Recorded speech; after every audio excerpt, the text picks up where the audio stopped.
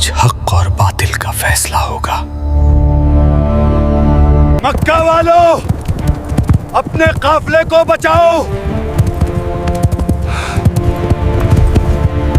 محترم ناظرین، السلام علیکم ورحمۃ اللہ وبرکاتہ۔ تاریخ انسانی کے ہزاروں سالوں میں ایک دن ایسا بھی طلوع ہوا جب صحرا کے ذرے بھی گواہ بن گئے تھے کہ فتح تعداد سے نہیں، لوہے سے نہیں، بلکہ صرف اور صرف اللہ کی مدد اور پکے ایمان سے ملتی ہے۔ 17 رمضان المبارک 2 ہجری، یہ وہ دن تھا جب عرب کا ریگستان خون سے سرخ ہونے والا تھا۔ ایک طرف مکہ کا غرور، تکبر اور ٹیکنالوجی تھی، اور دوسری طرف مدینہ کی غربت، بھوک اور 313 نہتے عاشقان رسول۔ یہ جنگ کوئی اتفاق نہیں تھی، بلکہ قدرت کا ایک بہت بڑا منصوبہ تھا۔ قصہ شروع ہوا تھا ملک شام کے راستے سے، جب خبر ملی کہ مکہ کا سردار ابو سفیان ایک بہت بڑا تجارتی قافلہ لے کر واپس آ رہا ہے۔ اس قافلے میں 50,000 دینار کا سونا لدا ہوا تھا۔ یہ وہی مال تھا جو ہجرت کے وقت مسلمانوں سے مکہ میں چھینا گیا تھا۔ نبی کریم صلی اللہ علیہ وسلم نے صحابہ کو پکارا اور فرمایا کہ نکلو، یہ قریش کا مال ہے، شاید اللہ تمہارا حق تمہیں واپس دلا دے۔ مسلمان نکل کھڑے ہوئے۔ ارادہ جنگ کا نہیں تھا، مقصد صرف اپنی معیشت کو بحال کرنا تھا۔ لیکن ابو سفیان صحرا کا پرانی کھلاڑی تھا۔ اس نے ہوا کا رخ بانپ لیا۔ اس نے فوراً ایک تیز رفتار قاصد زمزم بن عمرو کو مکہ دوڑایا۔ زمزم جب مکہ پہنچا تو اس نے عربی دستور کے مطابق اپنے کپڑے پال ڈالے، اونٹ کی ناک کاٹ دی اور چیخ چیخ کر پکارا، مکہ والو، اپنے قافلے کو بچاؤ۔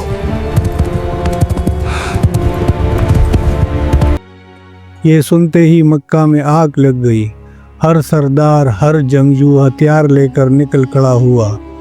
شیطان اس وقت سراقہ بن مالک کی شکل میں آیا اور انہیں یقین دلایا کہ آج تم پر کوئی غالب نہیں آ سکتا۔ یوں 1000 کا لشکر جو غرور کے نشے میں چور تھا، مدینہ کی طرف بڑھا۔ ادھر ابو سفیان نے چالاکی سے قافلے کا راستہ بدل کر ساحل کی طرف کر لیا اور مسلمانوں کی پہنچ سے دور نکل گیا۔ جب قافلہ محفوظ ہو گیا تو اس نے لشکر کو پیغام بھیجا کہ واپس لوٹ جاؤ، مال بچ گیا ہے۔ لیکن لشکر کی کمان اس وقت امت کے فرعون ابو جہل کے پاس تھی۔ اس کا تکبر آسمان کو چھو رہا تھا۔ اس نے قسم کھا کر کہا کہ خدا کی قسم، ہم واپس نہیں جائیں گے، ہم بدر کے میدان میں جائیں گے، 3 دن تک جشن منائیں گے، شرابیں پئیں گے، تاکہ پورا عرب جان لے کہ قریش سے ٹکرانے کی ہمت کسی میں نہیں ہے۔ یہی وہ ضد تھی جس نے مکہ کے سرداروں کی قبریں کھود دی۔ دونوں لشکر بدر کے میدان میں پہنچے۔ یہاں مسلمانوں کو ایک بہت بڑی برتری حاصل ہو گئی تھی۔ وہ بدر کے پانی کے چشموں پر پہلے پہنچ چکے تھے اور انہوں نے حوض بنا کر پانی پر قبضہ کر لیا تھا، جبکہ قریش ریتلے ٹیلوں پر تھے جہاں پانی نہیں تھا۔ شیطان نے کافروں کے دلوں میں وسوسے ڈالے کہ وہ پیاسے مر جائیں گے، لیکن اسی رات اللہ نے اپنا فیصلہ مزید پکا کر دیا۔ آسمان سے رحمت کی بارش برسی۔ یہ بارش کافروں کے لیے عذاب بن گئی۔ ان کی مٹی کیچڑ بن گئی، ان کے بھاری جوتے زمین میں دنسنے لگے۔ لیکن مسلمانوں کی ریت جم گئی، سخت ہو گئی، اور اللہ نے ان کے قدم مزید مضبوط کر دیے۔ جنگ کی رات عجیب منظر تھا۔ کفار کے خیموں میں جشن کا شور تھا، لیکن مسلمانوں کے کیمپ میں خاموشی تھی۔ موت سامنے کھڑی تھی مگر خوف نہیں تھا۔ جب پوری دنیا سو رہی تھی، کائنات کا سردار اپنے رب کے حضور سجدے میں گڑ گڑا رہا تھا۔ نبی کریم صلی اللہ علیہ وسلم کی چادر مبارک کندھوں سے گر جاتی، حضرت ابوبکر صدیق اسے اٹھاتے اور آپ صلی اللہ علیہ وسلم رو رو کر دعا کرتے، اے اللہ، یہ قریش اپنے پورے تکبر کے ساتھ آ گئے ہیں تاکہ تیرے رسول کو جھوٹا ثابت کرے۔ اے میرے رب، اگر آج یہ مٹھی پر جماعت ہلاک ہو گئی تو پھر روئی زمین پر تیرا نام لینے والا کوئی نہیں بچے گا، اپنا وعدہ پورا فرما۔ یہ دعا عرش تک پہنچی اور آسمانوں کے دروازے کھل گئے۔ صبح ہوئی، صفیں بن گئی۔ پہلے انفرادی مقابلے ہوئے۔ قریش کے 3 بڑے سردار عتبہ، شیبہ اور ولید تکبر سے نکلے اور پکارا، ہے کوئی جو ہمارا مقابلہ کرے؟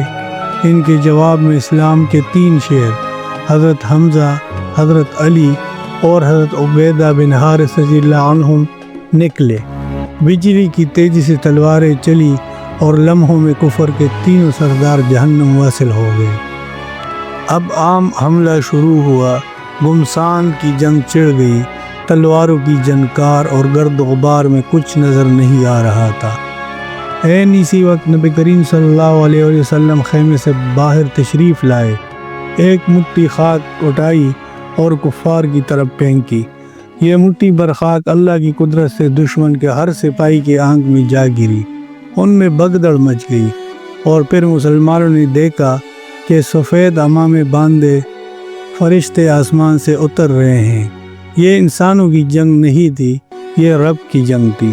صحابہ کہتے ہیں کہ ہم کافر کی گردن پر تلوار مارنے کے لیے ہاتھ اٹھاتے، ہمارا ہاتھ پہنچنے سے پہلے ہی اس کا سر تن سے جدا ہو کر زمین پر گر جاتا۔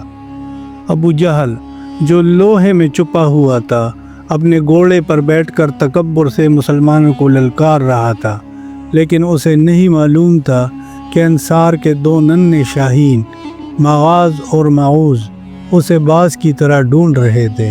ان ننھے بچوں نے جیسے ہی اس فرعون کو دیکھا، وہ اس پر جپٹ پڑے۔ ایک نے گھوڑے پر وار کیا، دوسرے نے اس کی ٹانگ کاٹ دی۔ تکبر کا پہاڑ زمین بوس ہو گیا۔ عبداللہ بن مسعود رضی اللہ عنہ نے آگے بڑھ کر اس کا سر تن سے جدا کیا اور پکارا، یہ اس امت کا فرعون ہے۔ سورج غروب ہو رہا تھا، لیکن اسلام کا سورج طلوع ہو چکا تھا۔